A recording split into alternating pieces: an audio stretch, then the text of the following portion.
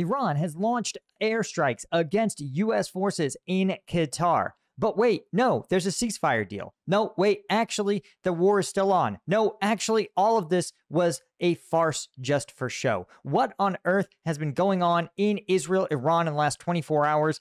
And is the president landing on a peace deal, or is it just more bluster from, well, everybody? Let's try to make sense of what's happening. I'm Paul, U.S. Army combat veteran. Okay. So this is the story as of literally 7 a.m. this morning, that Iran has launched a missile strike into U.S. base. This is a major U.S. airbase at Al Udeid in Qatar, right? This is a massive U.S. installation that's been a central logistics hub for U.S. operations around the Middle East. When U.S. troops in places like Syria or Iraq or Jordan get wounded, they're often brought to one of these major air bases where they are stabilized and then sent to Europe for further treatment. Likewise, you also have a large number of logistics operations that sort of collect at this relatively secure base and then get farmed out to smaller operations in more, we'll say, hostile areas. So Iran targeting a central logistics hub. But this was, of course, in response to U.S. strikes on 3 Iranian nuclear sites. Now, the noteworthy part is that this resulted in absolutely no casualties, which is pretty unusual. Now, U.S. air defenses are, well, excellent, and the CRAM and other countermeasures seemed effective at stopping this. But there's even more to the story here, because the president actually tweeted or truthed about it, which is really pretty interesting. Let's see if I can find his exact statement. In fact, here it is right here. So just listen to this. So Trump is saying now that actually this was a performance. Iran has officially responded to our obliteration of the nuclear facilities with what he characterized as a very weak response, which we expected and have very effectively countered. He said there were 14 missiles fired, 13 knocked down, and 1 was set free because it was headed in a non-threatening direction. He says there were no Americans harmed and hardly any damage done. He says, most importantly, they've gotten it all out of their system, and there will hopefully be no further hate. I want to thank Iran for giving us early notice, which made it possible for no lives to be lost and no one injured. Possibly Iran can now proceed to peace and harmony in the region, and I enthusiastically encourage Israel to do the same. This is wild. The president just came out and said that these trading strikes, this entire ballistic missile attack, was a farce, that Iran told the United States it was going to happen beforehand, and that this was, so why would they do that? Well, the answer is Iran is putting on a performance. They want to show the other actors in the Middle East, their militia, the Shiite Muslim world that views Iran as a power that stands up to the evil West. But the fact is that Iran doesn't actually have the resources to stand up to the great Satan. And so what they said is, listen, America, we are going to attack one of your air bases in Qatar, right? We know it has robust air defenses. We're not going to throw an overwhelming strike package at them. Because remember, guys, the Iranians, they make Shahed drones, and they know that a strike package of 100 to 150 Shahed drones combined with ballistic missiles actually does penetrate Western air defenses. The Russians proved this and continue to prove it in Ukraine. So the Iranians say we're going to do a little strike package at your airbase in Qatar that we know has a large amount of air defenses, and we're going to give you advance notice, right? So we're going to do it. You're going to make a statement that says we're grateful no Americans were harmed. We thought this was in response to the nuclear strikes, but because the Americans are unharmed, the U.S. doesn't need to take another escalatory step up. And Iran still gets to look like a tough guy to their internal population. But that whole theatric falls apart when you say that it's happening. That's a pretty core problem. And so the fact is that, one, Trump literally mocked them and called it weak, which, again, it was. It was, of course, weak. And people the smart people in the room didn't need Trump to say that. But the people who needed to operate under the delusion that Iran was strongly responding to the big mean West, they didn't need the president to tweet it, right? They needed to say, look, yeah, we're doing it, right? Now, the other thing is that Iran isn't supposed, it's clear that Iran was not supposed to, it was not supposed to be acknowledged that Iran gave the United States a heads up, right? The fact that Trump did it, unfortunately, means that now other countries, if they end up in this kind of performative tit for tat situation, that they're going to have to they're going to say, well, listen, we can't tell the United States because they're going to ruin the show. They're going to sit there and literally tell the audience, hey guys, he's not really punching me. This is just professional wrestling, which is ironic because Trump actually did a bunch of professional wrestling. And so the fact that Trump acknowledges that a lot of these strikes are just for show is actually pretty wild. But that's not even everything that's happened. So in addition to a fake real attack on a U.S. airbase, Trump has also said, FYI, guys, there's now a ceasefire deal between Israel and Iran. Now, the wild part is, here we go. Check this out. 10 hours ago, Trump says the ceasefire is now in effect. So for those of you keeping track at home, that's about 2 a.m. Eastern time. Please do not violate it. Donald J. Trump, President of the United States. The fact that he randomly signs tweets is actually pretty weird and funny because they're all obviously from him and they're on his personal Twitter account and no one else operates his Twitter account, but somehow he like randomly signs them.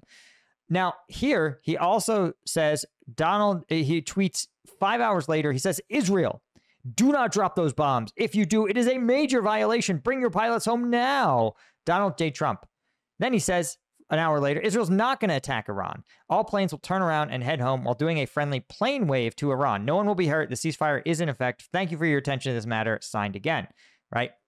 And so this is crazy because here's what I think is even more interesting. Now we can literally see Israel's official response over here, where 3 hours ago, the Prime Minister's Office of Israel said, quote, the ceasefire was set for 0700 this morning. At 0300, Israel forcefully attacked the heart of Tehran, struck regime targets, and eliminated hundreds of Bajji and Iranian security force personnel, right? The Israelis also 3 hours ago formally accused the Iranians of violating the ceasefire by throwing an arsenal at them. And now the Iranians are being tight-lipped about this, at least in their English language media, not with no official statement from the Ayatollah in 19 hours. But the thing that is absolutely insane about all this is that in some ways this feels like more of that performance. And the Israelis... So, okay, what seems to have happened is that Trump negotiated a ceasefire and he said, listen, it's going to go in effect at X o'clock, at noon. Again, it's taking place over a bunch of different time zones. And this is actually a problem that the president has had before. You might recall in Ukraine, he personally negotiated an energy infrastructure ceasefire deal with Vladimir Putin. But because he did it personally and the agreement was just simply a verbal one, the Ukrainians believed they had agreed to an energy and infrastructure ceasefire, meaning that their infrastructure like railways, roads, hospitals, apartment buildings would be protected. And the Russians believed they had agreed to an energy and an energy infrastructure ceasefire, meaning that things like rail yards and ports were free game, but that only the facilities that produce energy, code for oil and gas facilities, would be spared. And of course, Ukraine doesn't have much of an oil and gas industry. Only Russia depends on oil and gas. So the Russians interpreted the president's personal deal in a way that was favorable to them, and the Ukrainians interpreted it in a way that was most amenable to them. And the result was, of course, a ceasefire deal that fell apart because, well, the Ukrainians had their residential apartment buildings struck the next day, and they said, President Trump, what happened? You told us you negotiated a deal. And so it seems like that has happened again, where President Trump believed he negotiated an immediate ceasefire. The Israelis believed the ceasefire was not going to take effect until the evening. And so they said, listen, we have 6 hours. So let's take the next 2 days of planned strikes and compress them down. We're going to hit all of our major targets at once. We're going to fire our last volley. The Iranians did the same thing. They were like, listen, we're going to end this thing with a proverbial and literal bang. And then we are going to wipe our hands of it and say, hey, ceasefire, rounds complete. The fact that the president didn't know the timetable he had negotiated, because again, remember, the country of Iran spans like 2 time zones. Like, let's see if we can find the difference in time zones here. The president believed he had negotiated there we go, time zones of the world. So you can see here that the Israelis are actually in a fundamentally different time zone. You kind of see it there. Literally, Lebanon and Israel get their own special time zone. And Iran is literally an hour and a half difference from the United States, who is at -4, -5. And so you can see how this is like something, this is why we have diplomats to do this sort of thing, right? So that Trump may have made a phone call deal with these guys, but this fact is everyone interpreted it differently. Trump thought the deal was done. It was implemented immediately. Israel decided to interpret it as giving them 6 hours to 12 hours to finish their planned strikes. Iran interpreted it as like believed that the Israelis were violating the ceasefire, or vice versa. And so the deal seemed to have quickly fallen apart. And only through basically the fact that, well, they both actually do want a peace deal. And so they sort of reinterpreted things to say, yeah, it'll go into effect now that we've both finished our thing.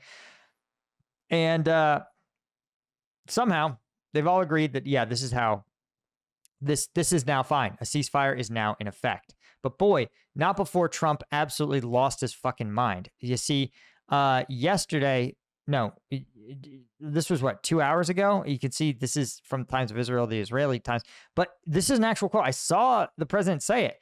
He said, Iran, this is from Trump, Iran and Israel have been fighting for so long, they don't know what the fuck they are doing. This is what he actually said, which is crazy. This is literally on C-SPAN. C-SPAN literally tweeted this quote of the president. I mean, if the president says it, you can't be banned for it, right? And so he says Iran, when asked if Iran was still dedicated to peace, he says he believes Iran is still dedicated to the peace process. Yes, I do. They violated it, but Israel violated it too. Israel, as soon as we made the deal, came out and they dropped a load of bombs, the likes of which I've never seen before. Well, he's seen them in Russia, but that's just sort of his favorite phrase. This is blah, blah, blah, all over the place. Now, why and what? This is so weird. But I think what I find fascinating is not that this happened. I think this is the exact chaos that international diplomacy often runs into. Admittedly, Trump doing things personally means that there's more of these holes for bad actors to drive through. Again, Trump believing that he negotiated an immediate ceasefire, whereas a career diplomat would understand that in those final 6 hours, the Israelis and Iranians are going to just blow through all of their remaining arsenal and strike packages, so that they can both say that we've complied, or they literally, there's a whole State Department diplomatic foreign service corps whose job it is to make sure everybody actually sees the same thing. But you can't do that when you have one 80-year-old conducting personal diplomacy.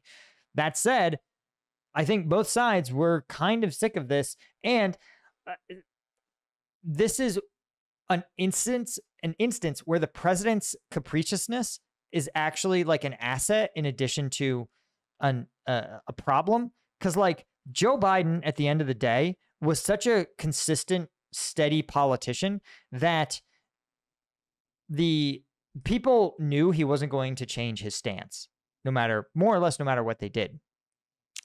Donald Trump will change his stance because he woke up on the wrong side of the bed, because you tweeted something he didn't like. And he'll wake up and he'll be like, you know what, go fuck yourself. And when he sits there and says these things, it may have actually helped the Iranians and Israelis say, yo, I don't know what Donald Trump we got this morning, but if he decides he doesn't like us, we're fucked. And he'll do something about it, right? I think seeing Donald Trump kick the Ukrainians in the fucking teeth, despite being a U.S. ally of nearly a decade, I think they've all said, yeah, we should probably like do what this guy wants. And so, again, that's not a long-term sustainable way to conduct diplomacy. Like the costs outweigh the benefits. But in this instance, it may have actually helped him, particularly the fact that he was so transparently angry and upset with them. Now, before we talk about anything else, I wanted to mention that I actually got some messages from the Ukrainian units on the front lines in the east, particularly around Pokrovsk and Toretsk. And these guys are saying that the fiber optic drone situation is out of control. And it's bad. You wouldn't want to be a Russian assault trooper facing Ukrainian fiber optic drones, but you don't want to be a Ukrainian soldier facing Russian fiber optics as well.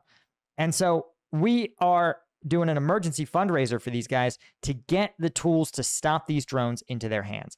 What do they need? Well, they need their own fiber optic drones that are super long range, 30 plus kilometers, to do reconnaissance, to find Russian drone positions. They also are going to get them some collimators. These are a special type of sight you can put on like a shotgun, for example, and trace the drones as they approach. We're also going to get them some bikes and trailers to help them speed up their ability to get logistics to the front lines, literally outrun the drones. And of course, a lot of netting that can entangle these drones. So if you are interested in helping these guys out, of course, the 59th stepping up. If you are able to get them a donation of $250 or more, that's enough to buy, actually, I think almost one of these additional fiber optic reconnaissance drones. They'll hook you up with a unit patch. And the 59th, one of the most storied units. They literally have their own Wikipedia page in English. So check it out. The link, as always, is in the description. Plus, you guys should absolutely check out Strike Gum. A huge thank you to our Colonel tier members who, as you guys know on Combat Vet News, that video is dropping today. We're going to look at some of the combat footage, both from Ukraine, but really from some of the ballistic missile strikes. So thanks to the folks like James J21, Yanko Georgiev, Chris Gorsuch, Paul Templeton, Cytronic, Steve Moran, TR Need, Alan Liston, CM Holmes, and all of our Lieutenant tier members. I appreciate you guys so much. See you in the next one. Cheers.